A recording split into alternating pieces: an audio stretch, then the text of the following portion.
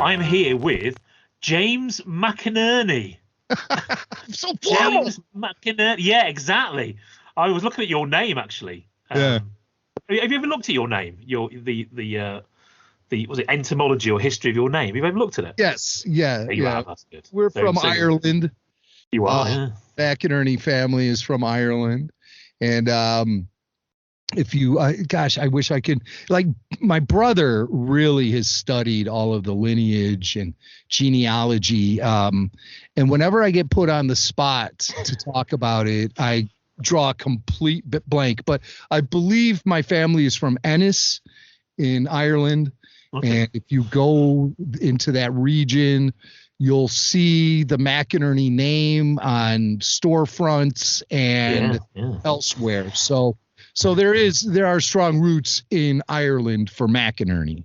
Yeah, I mean, I'm not going to put it on the spot. I just wondered if you'd ever looked at it. It's a really good old fashioned Irish name. So yeah. People. So I'm going to call you Jimmy Mac though, because like, Jimmy Mac, it's just easier. Yeah. You know, exactly.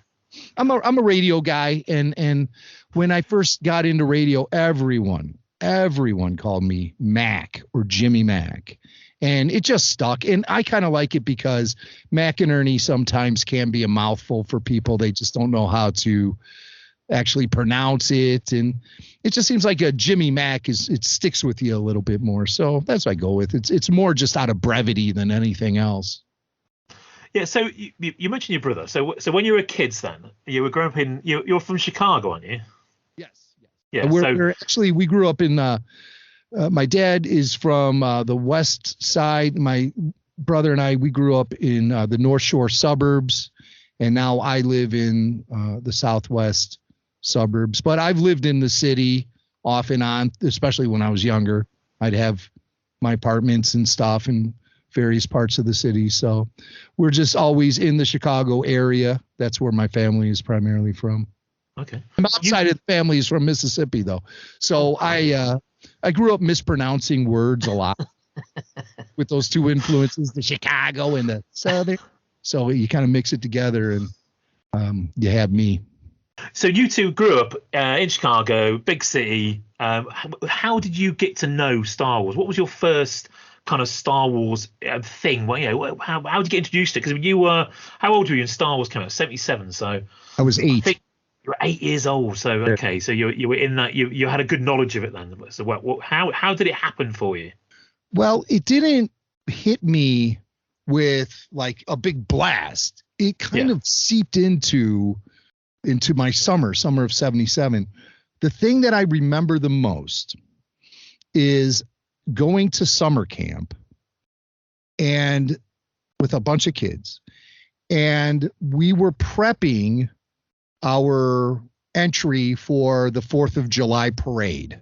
Okay. The 4th of July, Independence Day, the birthday of America. So we're going to have this van for our camp in the parade, and it was a white van, and we were allowed to paint the van. So we were just there with brushes and paint and just painting this white van. And the theme was movies.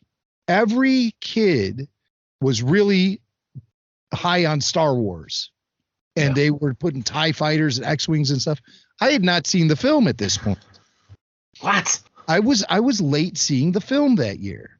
Okay. Being an 8-year-old, I was still, it was interesting in the 70s because, being a kid, you would go to G-rated films primarily, Disney stuff, what have you.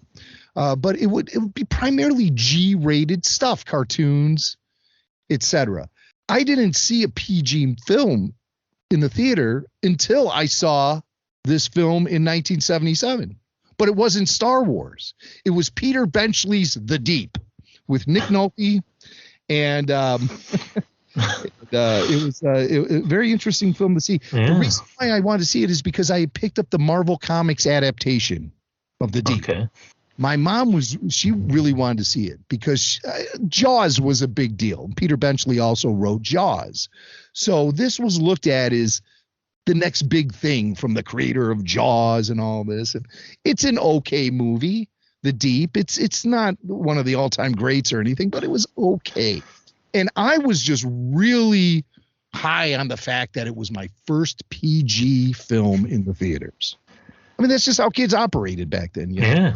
And there was a lot of G movie going on back then. Were you into like science fiction stuff and things like Star Trek? Was that your sort of gig, or were you not into No, that? but I was into space because growing up in the 70s, we were in the wake of all the achievements from NASA, the moon landing, the space, all of those space flights. And I really thought that was cool, space. And but I was not into science fiction whatsoever outside of the $6 Million Man. And of course, featuring an astronaut, Steve Austin. Yeah, it's great promo. That was one of my first toys. I got a picture of me standing outside our garden, age 2, which I still can't believe, with a $6 million Action Man figure. Yeah, I think I was 2. It was the big thing for kids of that age. It's awesome. Just prior to Star Wars. Also, toys manufactured by Kenner too, which is kind of interesting. So Kenner was nailing it on the toyetic kind of angle. And so when Kenner started coming out with Star Wars toys, we were already fans of Kenner. Thank you, $6 Million Man. But no, science fiction, it was more of about like a space kind of thing. And I wasn't really into Star Trek, but I was aware of Star Trek. I liked superheroes. I liked the Super Friends, Batman. I loved Batman. The old Adam West stuff, the Saturday morning cartoons, things like that. I wasn't too active of a comic book reader because still being a little kid, I would see things on the spinning rack at the store, like Ghost Rider and things like that. I felt like, wow, that's hardcore stuff. I was still feeling like a kid. And so that's why Star Wars really helped.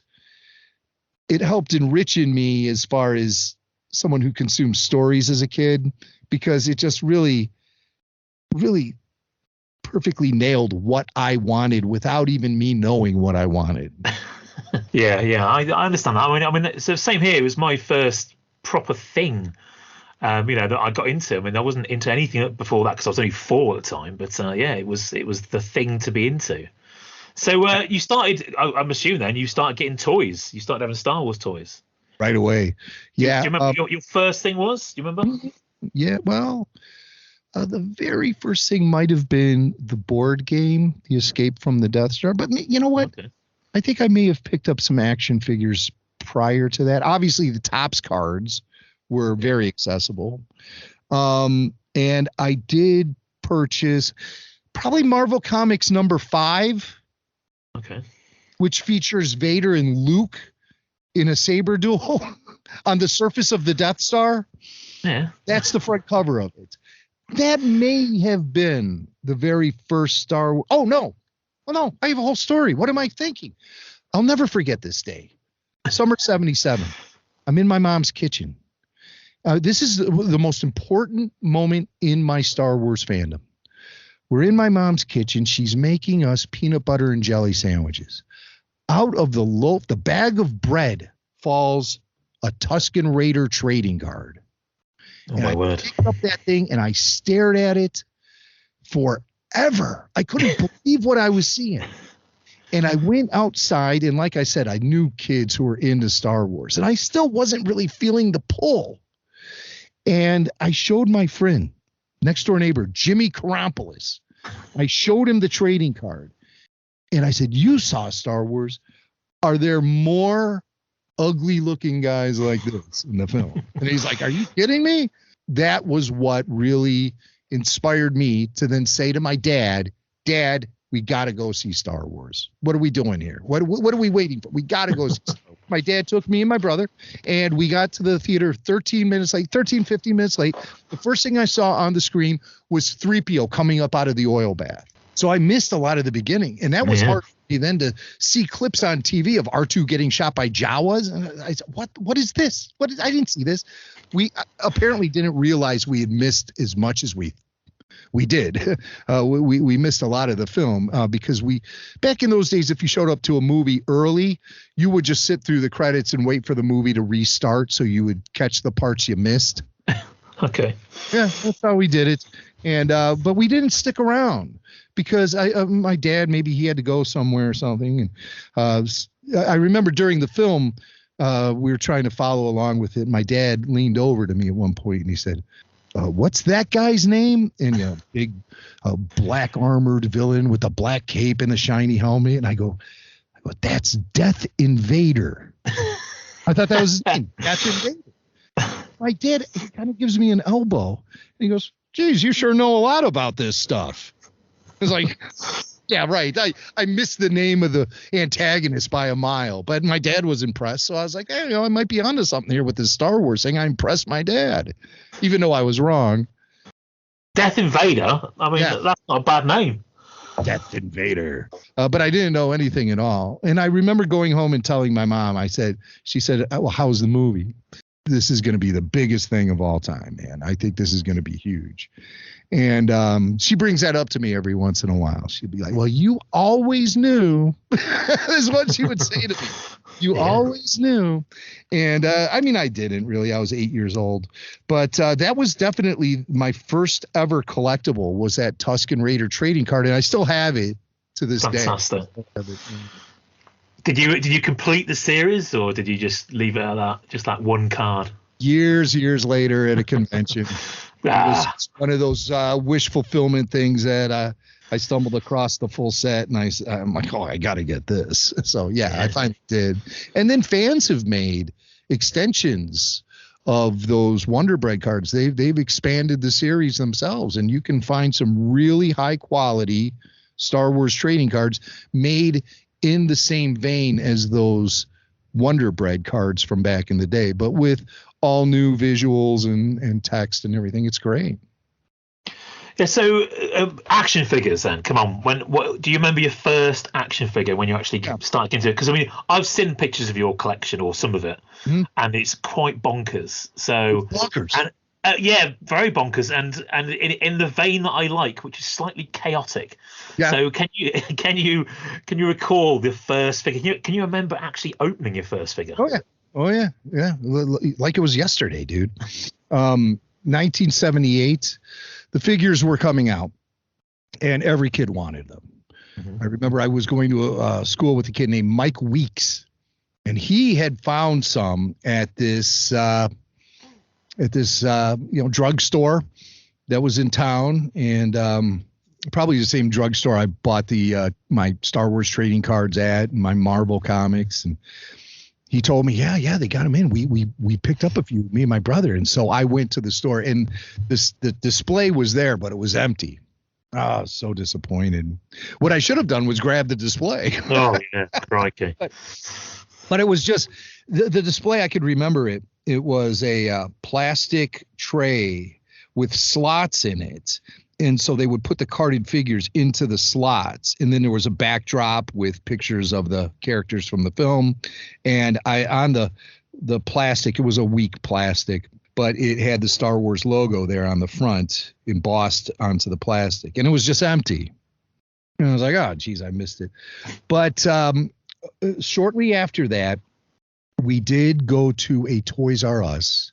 And I remember walking down the aisle and turning the corner, and there was nothing on the pegs, but there was a shopping cart filled with some action figures, and a bunch of kids were rifling through it. And, as if an employee just dumped a case or two into this shopping cart. They weren't even going to waste time putting it on the pegs. Well, exactly. The kids were all just going. And so I was able to pull an R2 and a Vader action figure out of there. And those were the first two I had. My brother was with me. He got a Luke and a 3PO. So I remember taking them out of the packages. And you know what I did with the Vader? You have the telescoping lightsaber, and so you make it come out. And my brother had the 3PO figure. So I had Vader kind of walk over to 3PO. And 3PO has on his torso, there's sort of a circular pattern, like a pie tin that's there, right? Yeah. Like right on his stomach, it's sort of that circular pattern right above the wires and all of that. It's got that circular pattern. So I had my Vader march over with the lightsaber, and then he kind of like carved that circular pattern into 3PO. Oh, poor fella. I look back and I was like, oh, that's kind of perverse. But I remember the next day, I didn't let those action figures out of my sight the first 24 hours I had them, and I had to go to school the next day. So I remember going to my dad's bookshelf in our family room, and he had some frames with family pictures there, and I pulled one of the frames off the shelf and I put my action figures there, and then I put the frame in front so nobody would know they were hidden. That's how precious they were to me. Yeah, because I finally scored them. All the kids wanted them, and they were hard to find. Times don't change as far as that stuff goes. Oh, crikey. And it was really funny when the Star Wars action figure line came back with the Power of the Force 2 in the mid-90s.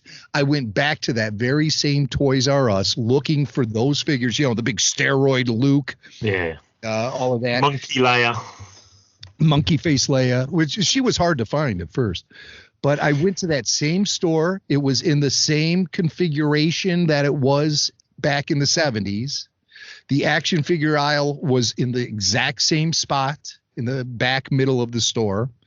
And so I went back there because I had heard that this Toys R Us had gotten the new action figures.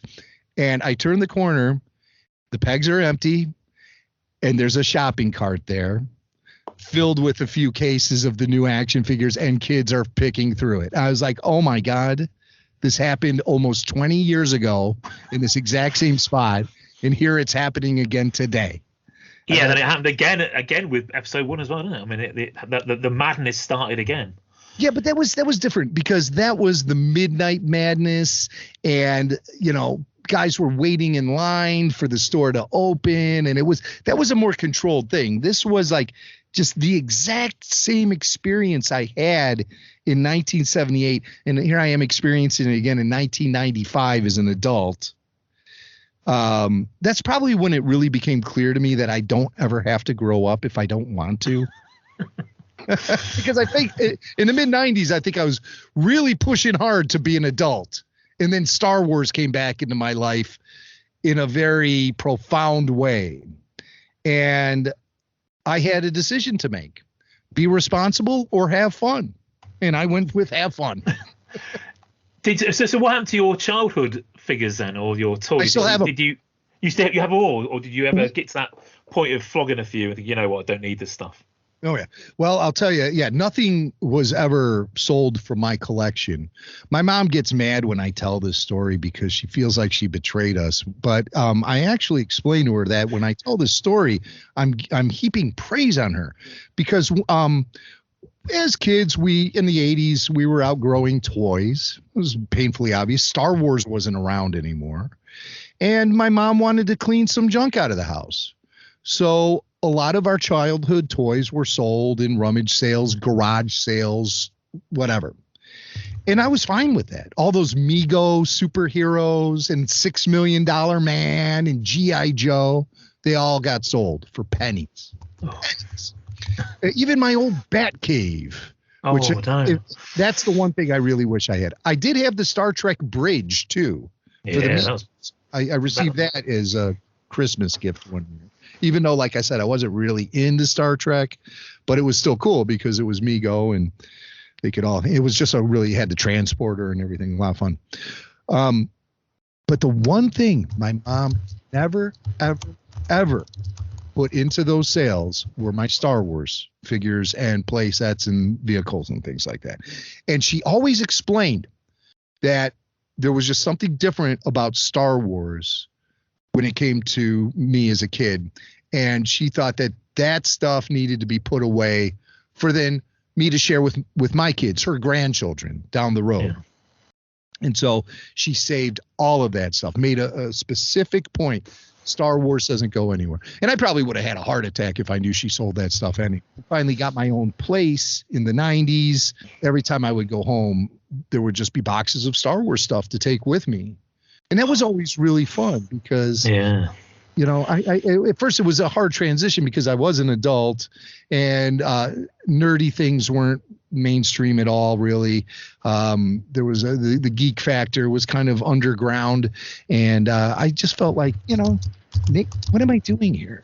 What am I doing? Why am I playing? I'm playing with toys and stuff. But I looked at my dad also. He was a big influence on me, especially as far as passing on his collector's gene to me. My grandmother, she got ill, put into a nursing home. And so as a family, we went to her house and there were estate sales and what have you. Mm-hmm. But my dad rediscovered drawers filled with his old baseball cards from the 40s and 50s. And this is in the early 80s, right when the baseball card boom was taking off. And it had become apparent to people that these little pieces of cardboard are strong investments. And so to see that my dad re-enter the baseball card hobby, something he hadn't done since he was a kid, and really get into it and get a lot of satisfaction and fulfillment out of it, I thought, wow, that's a great thing. And so that was like his baseball cards, his reentry into that as a hobby as an adult was very similar to the way I got back into Star Wars as an adult. So I just felt like, there's something profoundly, interesting about becoming an adult and realizing you can still have playtime. It's amazing how much how many times you hear that kind of story that the collecting gene. I think the collecting gene is in most blokes, most men anyway. But it is funny how many times it does get passed down through the generations. I still hear it now. Someone say, "Oh, here's my collection," and my kid's now starting to, collect something else. So I'm, helping with his passion, and it is mostly a male thing. There are obviously women doing it, but it seems to be blokes who have I would guess it's the hunter-gatherer gene, isn't it, that goes back into our DNA. But it is. I think it's a joyous thing personally. I think collecting stuff is just, it's natural. Yeah, it is. We're just looking back at 41 years since John Lennon was shot. Okay, that anniversary was yesterday as we record this podcast. Yeah. And I was listening very closely to the lyrics of Imagine, and I dig everything Lennon has to say until he gets to imagine there's no possession. It's hard to do. And I'm like, oh my God, John Lennon is telling me to get rid of my Star Wars collection. Oh my God. Are you trying to say a Star Wars fan? Show him. I wonder, John Lennon, he obviously would have seen Star Wars. I wonder if there's ever been any recorded account of his impressions of that film. If he, actually did see it, but it seems like everyone in 1977 saw Star Wars. So, and John was living in New York. He must have been famous enough to have got an invite to a premiere or something, I would imagine. All these stars always get these invites sent to them, don't they? Their agency will get him along. So I'm sure he must have done a red carpet thing somewhere. Well, I think when you're a Beatle, lots of doors are open. Exactly, yeah. Paul McCartney was at the Oscars, and in Hollywood, after the ceremony is over, there's all these big after parties, and Paul McCartney was trying to get into one of the after parties, and the lunkhead at the door wouldn't let him in because he wasn't on the list, and you're not on the VIP list, and McCartney was with a couple other really famous people too, and so they got sent away, and there was just a video of McCartney going, he says, we're not on the VIP list.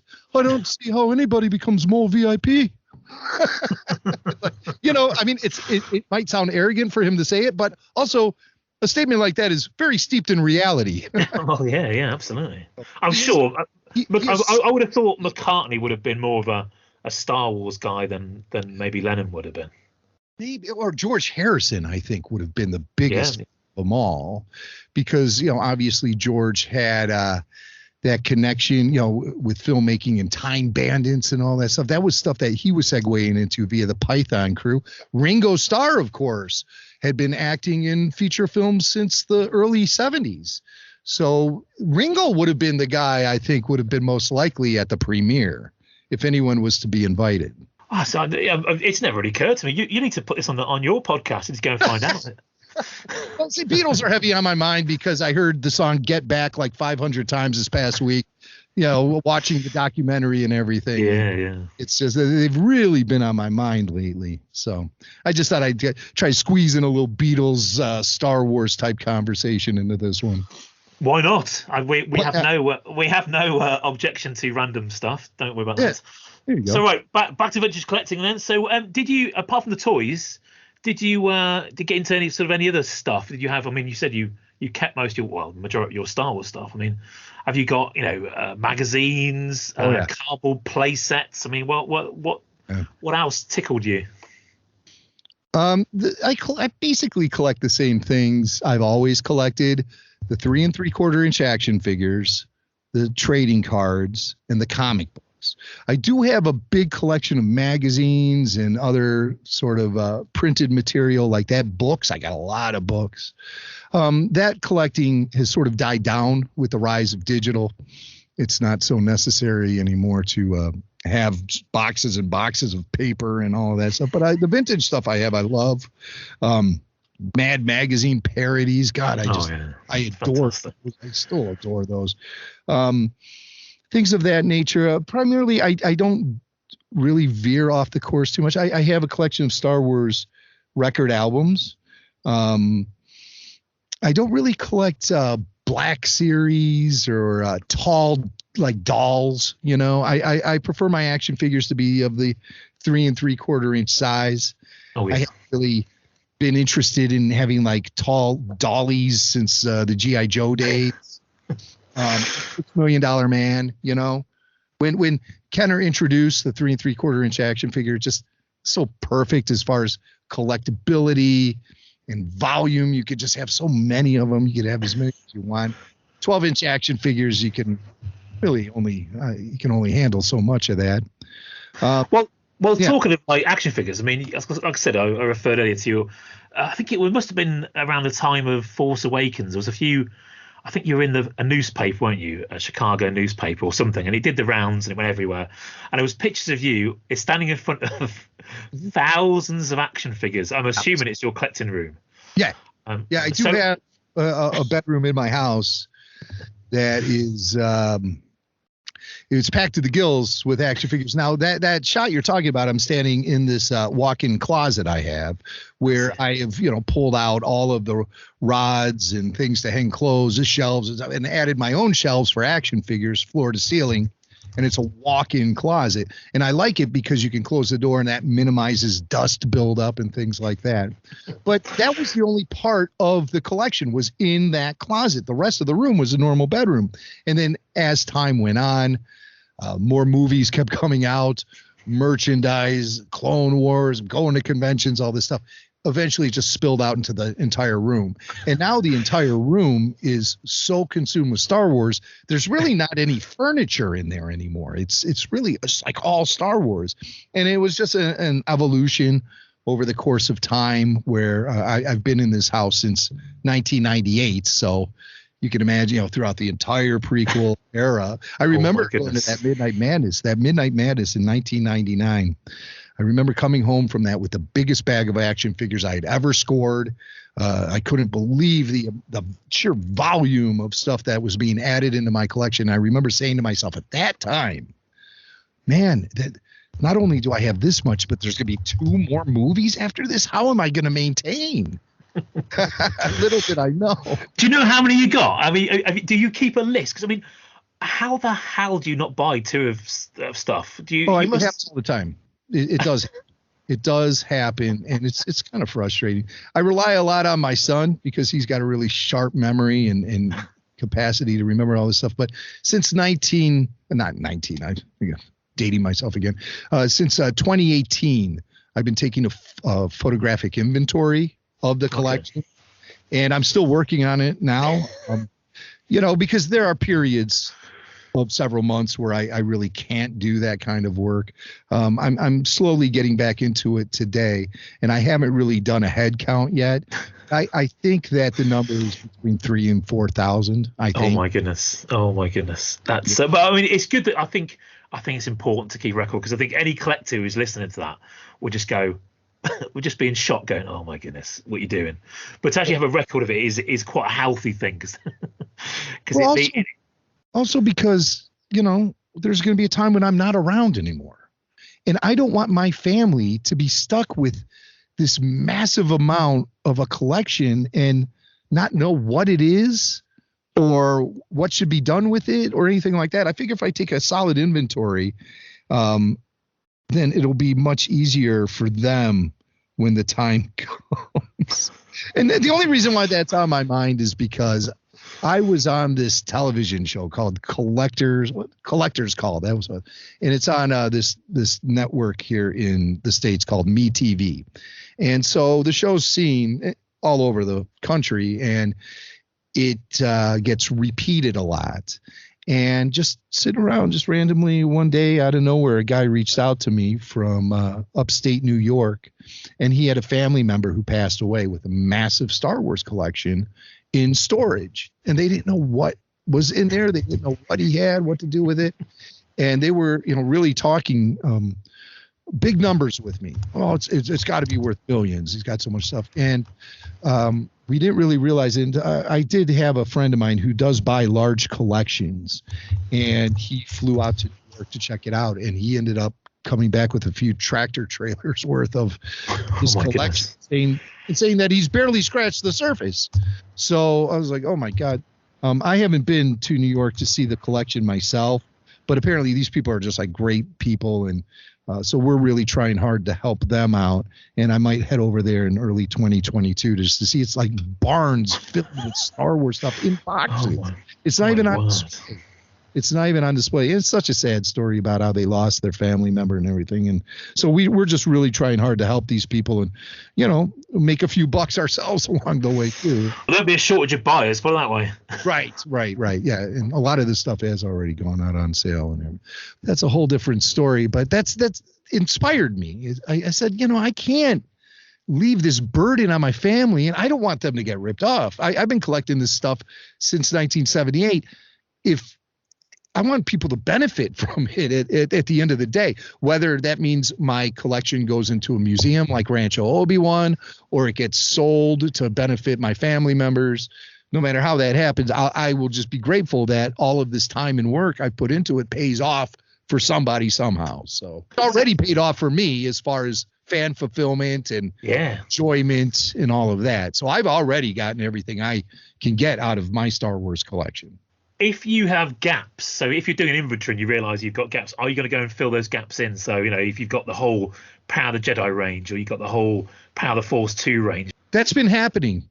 Yeah. Okay, that's been happening because usually when I pass up, so if it's not in my collection, it's usually because I didn't want it.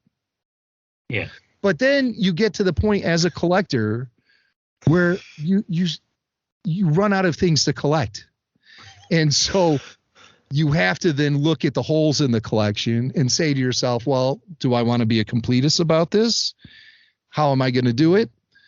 Things like that. So yes, definitely filling in the holes has become much more of a priority over the last few years. Yeah. Did you complete your vintage collection? Have you got a full range of figures? I did, but then something weird happened. General Lando, one of the final 17 figures. Yeah. Just disappeared. Where'd he go? Where's General Lando? We've had it forever. I didn't even notice it. My brother came over and said, "Hey, where's General Lando?" I'm like, geez, I don't know. And now I look at the market for that figure is like $350, $400 loose. Well, yeah. I mean, we there's a fantastic tool which one of our friends has designed. It's called Star Wars Tracker, right? And it's a brilliant app. I mean, you can get it on your desktop, get it on your phone, whatever. And he's got a lot of data in there now. So he's been recording, and he's mad as a fish, but a wonderful madness. So he's been taking every single sale of loose Star Wars figures and carded and graded and whatever, ships and everything, and sticking all the prices into an app over the last, now since 2013, I think the values are in. So you've got a really amazing statistical point to start at. So we had a look on the last podcast. So if you wanted to fulfill a bog standard, no double telescoping lightsabers, just a normal everyday around about 100 figures collection. Mm-hmm. Have a guess how much you'd be spending now. Just have a pop. How many thousands? Oh, how many thousands? I was just gonna say 1,000. But because my dad asked me this sometimes. Oh, what's this worth? Like I'll say the whole room is like, I don't know, 10 to 12. And I think I'm really lowballing. Yeah, I mean, for what you've got, that's very lowball. But for a vintage collection, so I think it worked out about 103 figures. So it was like the big head Han, small head Han, just one Yoda, just yellow haired Luke Skywalker's. The blue snag was in there as well. All the variants. £6,000. So $8,000. $8,000. And that's obviously without, a vinyl Cape Jarrow and all that sort of stuff. But blue snags in there, just the normal version rather than the dented toe version and all that sort of stuff. So no major variants. So that is, and that last 17, that's about half of that. So about £3,000 it works out for the last 17. I broke my Man staff. Oh, that's about $100 broken. That's it, $100. Probably more. I found the other half though, so I might glue it. Yeah, I've got a glued one. I bought one years ago, and I found out it was glued, but I didn't notice it. It was so beautifully done. You have a Man. This is incredible. Like I couldn't have this conversation randomly with anyone except for you right now. So it must be commonplace for those things to snap. Yeah, because they normally bend a bit, but you often see people selling the snapped versions online, So I think that they are quite easy to break. I reckon they get quite brittle, but then things will start getting brittle. But yeah, no idea that this was like, epidemic broken Man stuff. Oh, worse. Yes, better. I feel better because they're easy to break. I was like, how the hell could this have snapped? How did this snap? And I had no idea, but I guess it's just faulty material, or the material just doesn't age well and it gets too brittle. That's you see these figures, you see a lot of yellowed figures. My original Stormtrooper is, yellow as anything. He was out in the sun and stuff. This plastic's going to degrade. It's going to, when we get to be old men, it's all going to be yellowed and broken. Yeah, but people know how to fix that stuff with like. Don't go down that route. It's like a hydrogen peroxide. You put it out. Oh no, banned. That's banned. You're going down swank territory now. Okay, so this is what I understand: that there is heavy pushback against restoration of vintage stuff. There's heavy pushback against repros. Yes. What about like customizing? If I wanted to paint an action figure, not to doctor it up. Yeah, right? Yeah. So people do customs. That sin is acceptable. If you're doing some different action figure, maybe doing a different, take the head off Han Solo and stick him on the Luke Stormtrooper bodies. Have your Han Stormtrooper. That sort of thing seems to be acceptable, although you wouldn't want to ruin a figure of that price these days. But repro, no, because obviously there's so much Star Wars out there. It's like the yak face. Like the yak face is obviously for you guys in America, it's a really rare figure. Yeah, it didn't technically come out over there. But the statistics don't lie. That it's not that rare. It is rare, but it's not rare. It's not like the A-wing pilot with his gun. According to Star Wars Tracker, there's about 17, 18 of those get sold a year in complete form because that gun is worth a fortune. That gun is worth an absolute. But Yak Face is actually, he's not even in the top 10 of rare figures. No. But not for you guys. For you guys, maybe a bit more. But yeah, he's just become this expensive figure. Yeah. It's like £300 or £400. But it's Papa Bartu is the hardest now to get hold of. That's like £400 now almost. It's ridiculous. I have that one with the lightsaber. Yeah. The green lightsaber actually completely comes out. So I have that. Yeah. I have that one. You could flog that for fortune these days. The last figure I purchased to complete the collection was Rhomba the Ewok, but I didn't have Yak Face. And I thought, well, that's just going to be one of those white elephants or whatever. Do you know? Are you familiar with the book that's going to be coming out really soon called The Vintage Collection Archive? It's by Daryl DePriest. Yeah. I mean, there's quite a few random books coming out at the moment, but yeah, I've kind of heard. I saw some advert or something for it a while back, but I mean, it looks great. A guy who's working on that, his name is Dave Myatt, and he's a friend of mine from the Rebel Scum days when I was associated with that website. Yeah. And Dave is from Canada, and I believe that's where Yak Face was released, in Canada. Yeah, pretty much. It wasn't here.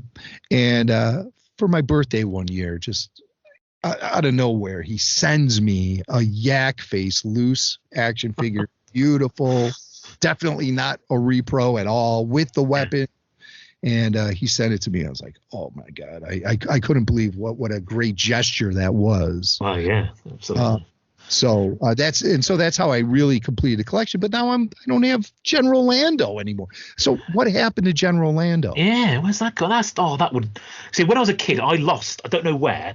I lost a Weequay, my original Weequay, and it drove me mad for years and years and years. One of those things I had to repair as an adult. The first figure I think I bought back when I was back into collecting again years later was that Weequay. I still wonder what happened to it. I'm sure my dad threw it away. He went, "What's this rubbish?" I just Did you ever take them out?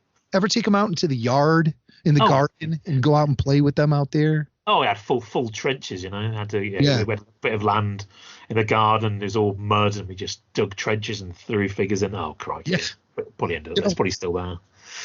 That's where it is. Yeah, I saw this picture. It blew my mind. So, kids like us playing in the backyard with our action figures. Sometimes we go inside and some of them stay out. We never see them again, right? So this woman took a picture of the tree, and centered right within the tree is a stormtrooper action figure. The trunk of the tree grew around the action figure and eventually engulfed the thing, and it became part of the tree. If you did a Google search of stormtrooper action figure and tree, you'll see it. So apparently some kid was in the yard 40 years ago, and the tree just grew up around it with the stormtrooper frozen in carbonite or bark. Oh yeah. It's amazing. So that stories always make me think, I wonder what is in my parents' backyard. Here's one for you. I got one for you, playing with toys as a kid.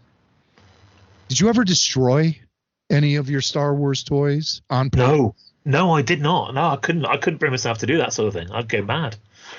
Okay, I'd outgrown Star Wars figures. I wasn't really playing with them or anything. And they were in my room in the vinyl cases or whatever. Maybe some of them were loose. Who knows? A buddy of mine, he was from a family of outdoorsmen, and he had BB guns. So we took the BB guns in my backyard, and we were blasting cans and whatever. And then we got hungry for something else. Do you have any Army men? And I'm like, oh, but I got all my Star Wars toys from when I was a kid. It's I got the Cloud Car Pilot, and I put him on my fence. I squared up with the rifle.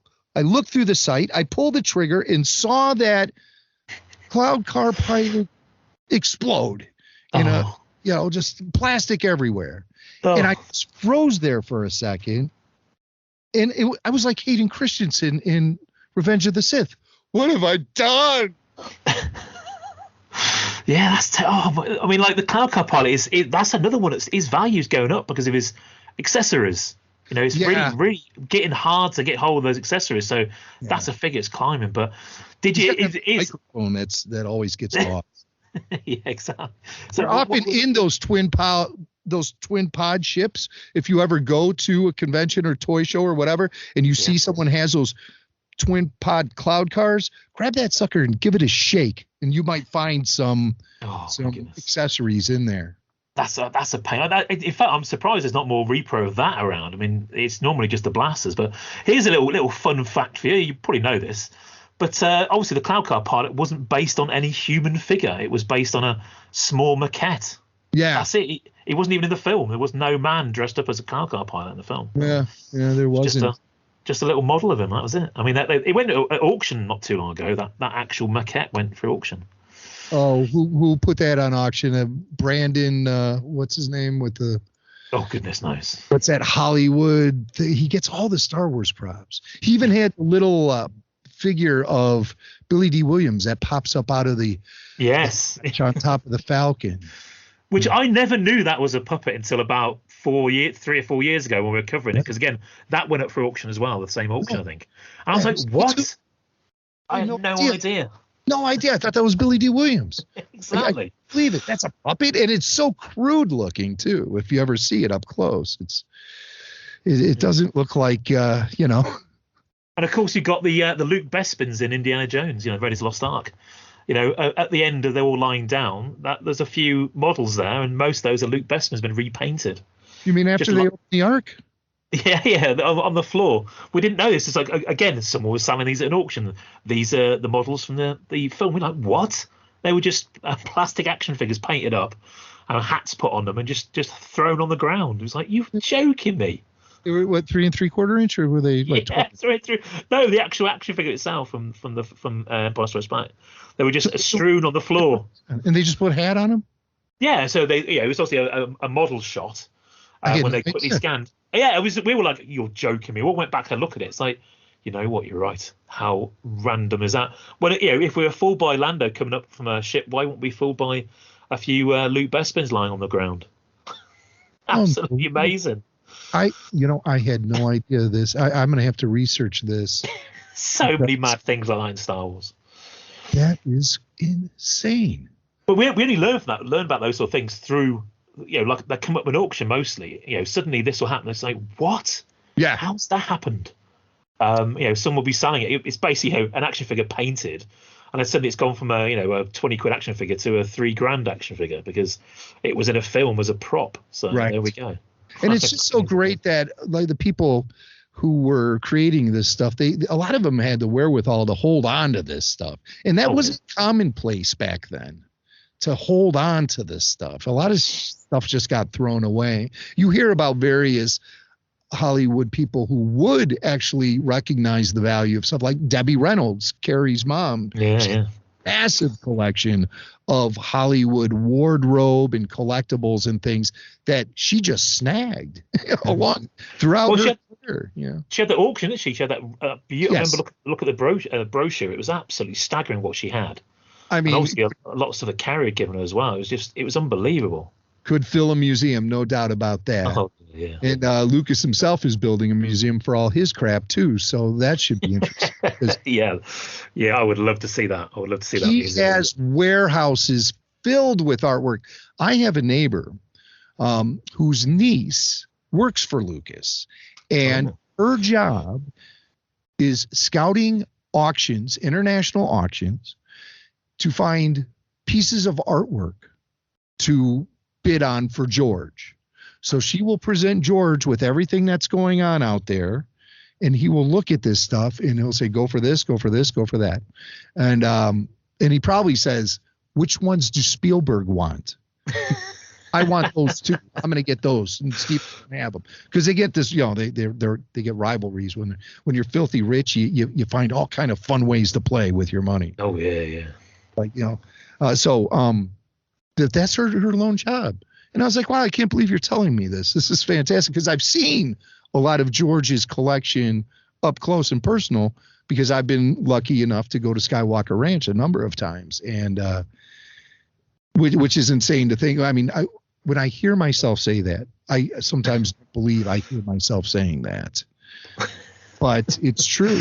I mean, we see fanboys. That's they break into Skywalker Ranch and all of that stuff, and thankfully I haven't had to break in. I've had accessibility, and it's been really, really amazing. I pinch myself, and I don't think I definitely don't deserve it, but when I do go, I try to share as much about what goes on there as I can for everybody who listens that are friends of mine who will never get the chance. So I recognize it's a blessing. Trust me. Yeah. So I mean, it must have just naturally progressed into you and your podcast. So, I mean, were you into that sort of thing as a kid? I remember Things like tape recorders and all that sort of technology was coming out when you were young. Were you sort of doing that when you were a child, or did you get into kind of playing around with sound and vision and all that sort of stuff a bit later on in life? I mean, how did that come about? Ever since I was probably 12, I would be playing around with recordings and rude editing, rude splicing. I probably never really actually cut tape until I was about 17 when I really, or 16. Yeah.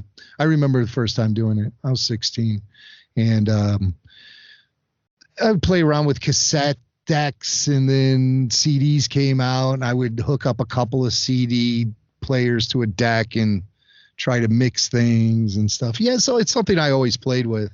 And then I got into audio production in college. Like really studying it, and with an eye on a broadcast career in radio. And so that seemed to all come pretty naturally to me by that point. So I knew I was on the right track. I'm like, wow, I'm sitting down doing stuff for the first time ever, and I really feel like I know what I'm doing. That's like, I never feel that about anything. So that's a good sign. And I just went after it. And radio broadcasting was something I grew up with along with Star Wars. And it was, those two things, huge passions for me. And so I try to incorporate occasional Star Wars into radio productions I would be doing, whether it would be like on-air segments where I would be talking about the Star Wars Special Edition, because that's really the first time Star Wars started to really grab at people, was during that Special Edition era. Yeah. Because the movies went to number one and nobody saw that coming. 1997, January 1997, the number one film in the world is Star Wars Special Edition. So that got people on the radio talking about it.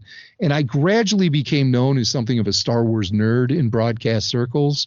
So working in talk radio, there would be on-air talk radio entertainment shows happening 24/7. And occasionally I would just get pulled into various programs to talk Star Wars, or participate in trilogy contests or just answer a simple question, what have you. And then that spilled into the lineups in LA were happening for the Phantom Menace.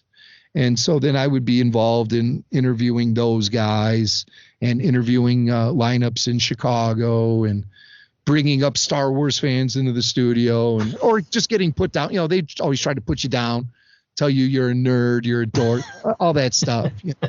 Or phased me. I expected it. So that just kept going on. And when it really came to a head was with the rise of the conventions. And this is about 20 years ago, Star Wars Celebration 2 in Indianapolis. I drove out there with a tape deck, cassette tape deck, and just wanted to get a bunch of like little quick hit funny bits with the various Star Wars actors there. Because the hype for the Phantom Menace was off the charts. So I figured going into episode 2, it would be really exciting again. And I'd be able to then have a venue where people would be like, oh yeah, Star Wars is real hot right now. So I could slide stuff in on the air whenever I wanted to. I did a bit with, Warwick Davis, he was just great. And I talked to a lot of people who aren't around anymore. The guy who played Admiral Ozzel, he's not around anymore. What's his name? Who's Ozzel? I cannot remember. Ozzel, he had a voice on him, so theatrical. Admiral Ozzel, Shears, Michael Shears. Michael Shears, yes, very famous. Was there, and Peter Mayhew. He wouldn't talk to me.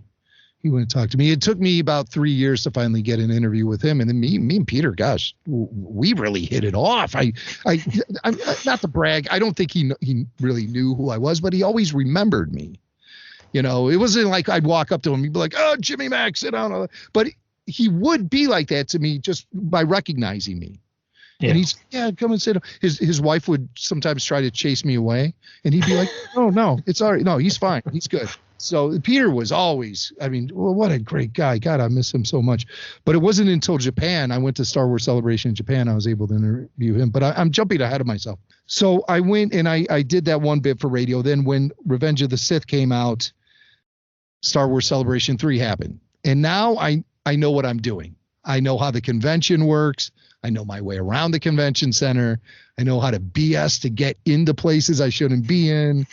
And you know, this is before, like now it's much harder to do anything like I was doing 20 years ago.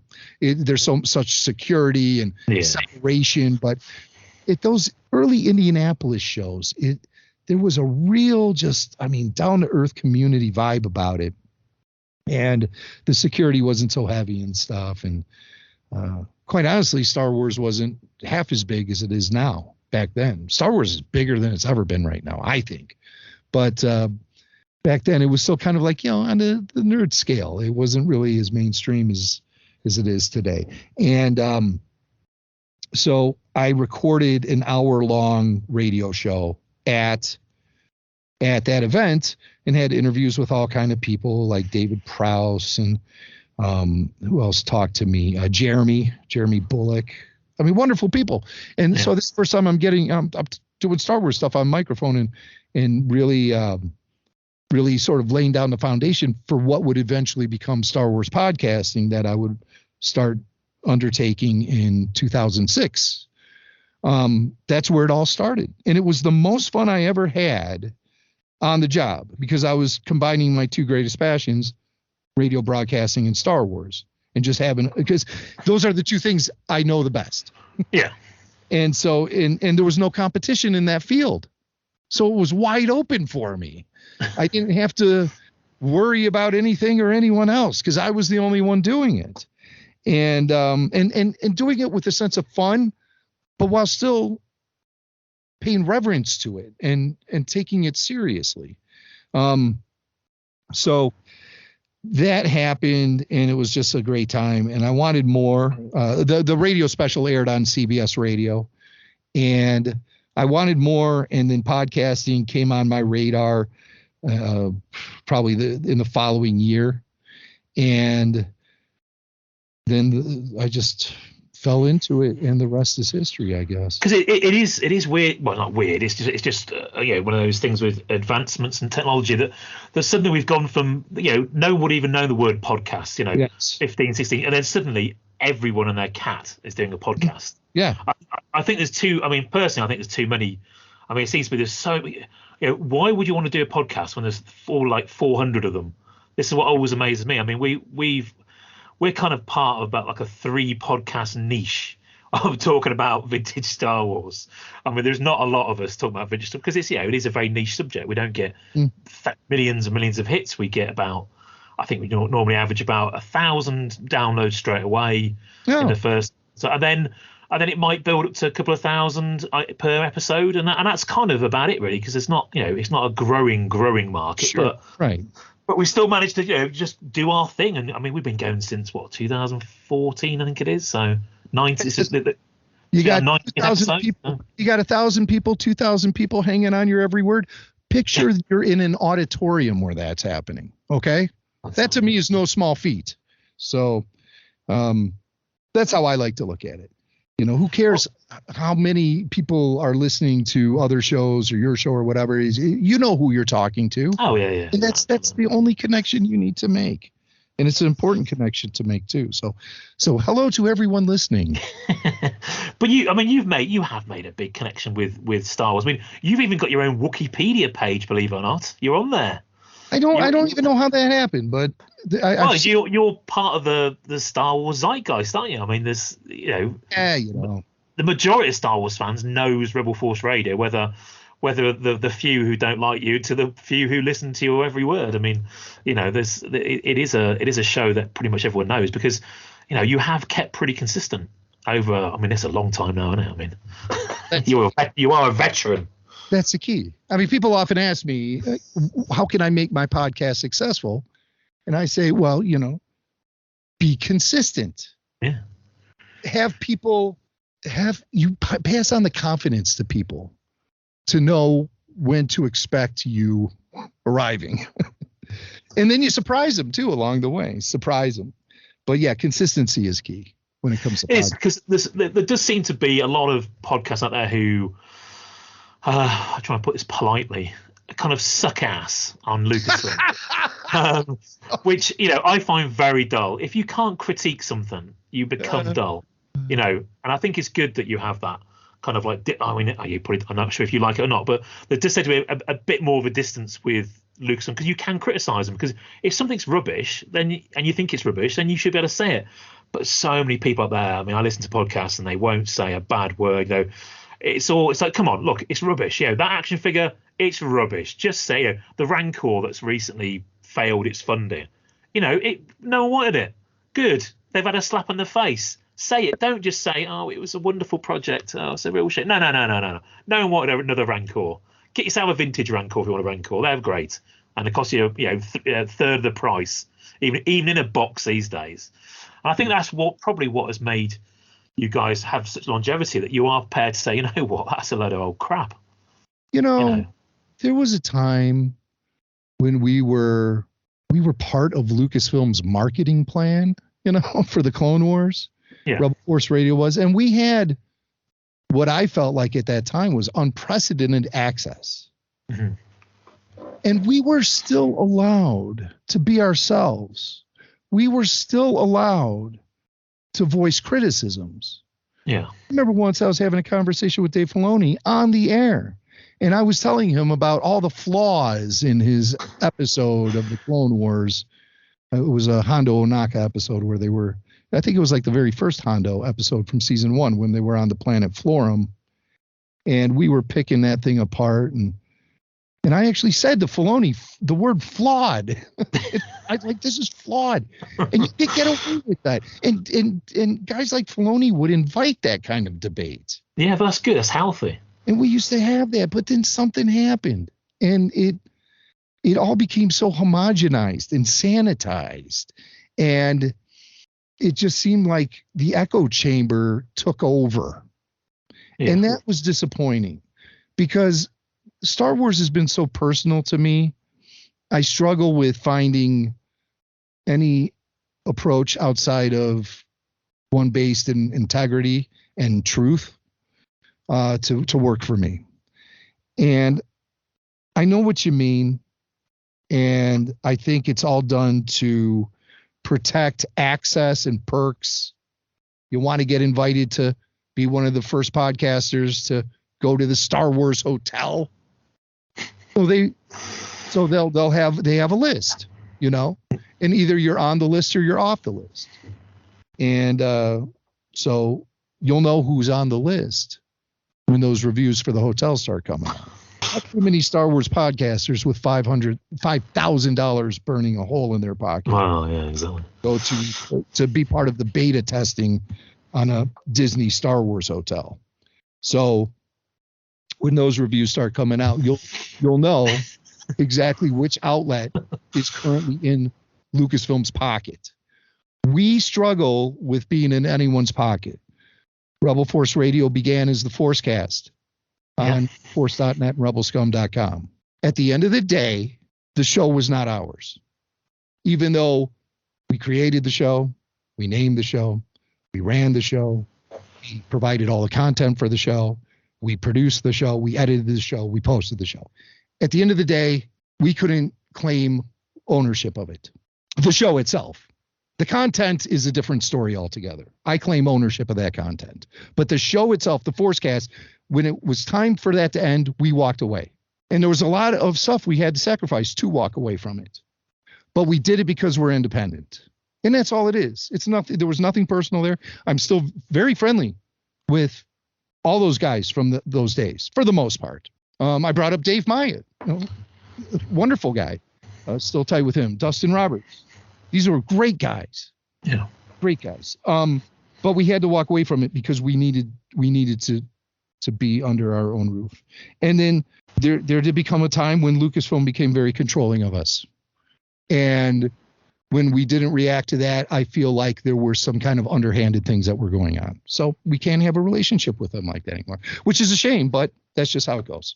And the most important thing is, to me, is my fandom, my personal relationship with Star Wars and the fan base, there's not going to be any sort of broadcast media corporation telling me how to do it. I'll do it my own way. I think the sequels for me were just, kind of just daft films, which, I'm used to daft stuff. I was into the Marvel comics back in the early days, where you had green rabbits and stuff appearing, and that used to annoy me as a kid. I love Marvel comics. Exactly, but they were all mad stories. So there's just something about them. That to me is like chicken soup when it comes to my soul. Chicken soup for the soul, comic book style, is those Marvels. When I see, that was so good. Like, I'll go on the Marvel app and I'll just punch in 1975. Whatever you got, throw it at me. Be like, okay. I wish, rather than doing that Visions series, I wish they'd have gone to the Marvel comics and the the Dark Horse comics, and would have taken stories from there and done those animations with that style, rather than doing what they did. I mean, I don't know about you. I liked those things, but I didn't really get into them. The Vision series. I thought it was a bit of a waste opportunity. I mean, because there's so much better stuff out there to animate in Star Wars. I'd have loved to have seen a Jackson cartoon. Yeah, I thought Visions was good for what it was. Would I have rather seen something else? Yeah.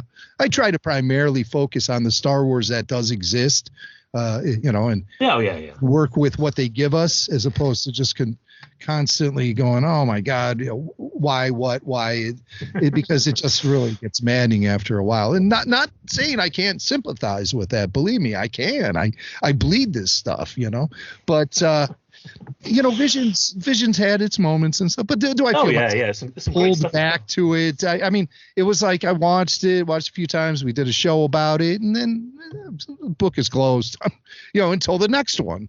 And then maybe I'll revisit it and go back into that little corner of Star Wars storytelling. But no, nothing really was like so monumental about that at all. It was all, like I said, fairly disposable, and I'm just ready to move on. What I'm really looking forward to is the live action stuff, the Book of Boba Fett, the Kenobi, the Ahsoka, all of them, even the Andor. It's just, that's where I think it's at right now. The film franchise is obviously headless and has no direction. It could go in several different directions. You could see Filoni and Favreau advance up into feature filmmaking and start bringing the Mandoverse to the silver screen. You could see Knights of the Old Republic, which is something that they've been tooling around with for years now. You could see a return to the sequel characters and have a sequel to the sequel with Rey, Poe, Finn, all those guys.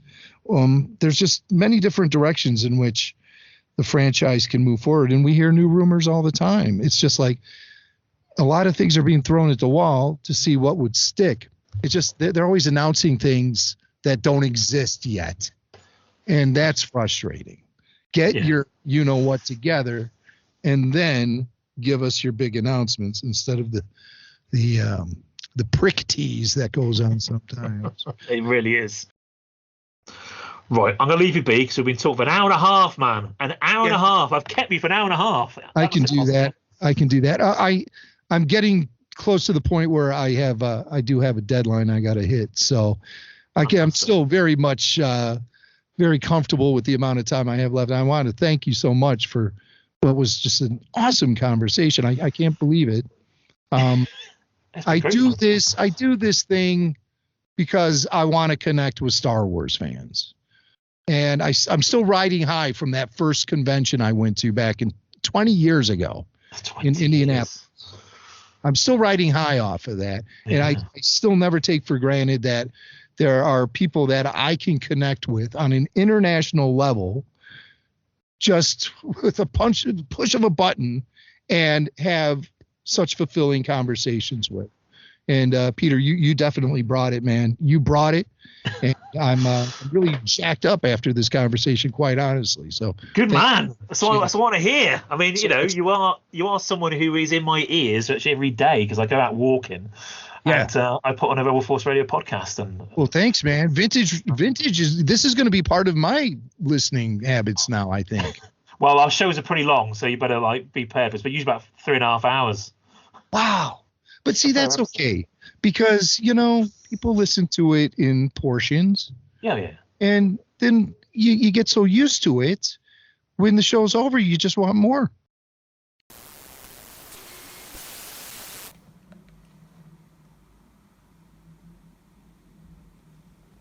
Hello there.